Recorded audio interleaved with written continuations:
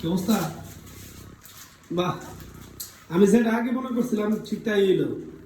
আপনারা যখন বিয়ে করে নিয়ে এলো, পরশু দিন নিয়ে আসছিল বিয়ে করে, ওই দিন আমি আমার বন্ধুরা বলছিলাম যে এম এর ক্যারেক্টার বেশি ভালো না, চরিত্র ভালো না, এর তো আসে হাতে নাতে ধরলাম। যেমন করে বলতেছেন, কি ধরছেন আপনি?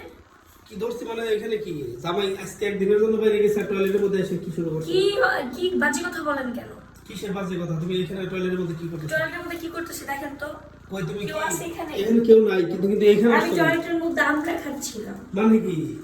মানে আমরা দেশের থেকে নিয়ে এসছি, মানে আমার বাপের বাড়ি থেকে নিয়ে এসছি, এখন এগুলো প্যাকেট করে দিয়েছে।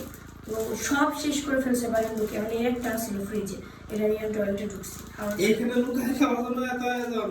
Shit, তাহলে আগে আমার কেউ না যে ভাই আমি আমি তো তোমার দেবরি লাগি, অন্য কিছু তার না। হ্যাঁ, তা অবশ্য ঠিক। তাহলে আমার বললে তো হইতো যে ভাই আমরা খাইতে মন চাই, আমি আমরা পছন্দ করি বেশি, তাহলে আমি বেশি করে নিয়ে যেতাম। আচ্ছা চলেন, আসছেন যেহেতু বাসায় যান। বাসায় যাবো ঠিক আছে, কিন্তু আমরা খুব পছন্দ, আমরা জন্য কি আমার মানে প্রেম প্রীতি করবো নেই। ছোটবেলা প্রেম করছে, আমরা খাবো না। ইয়েস।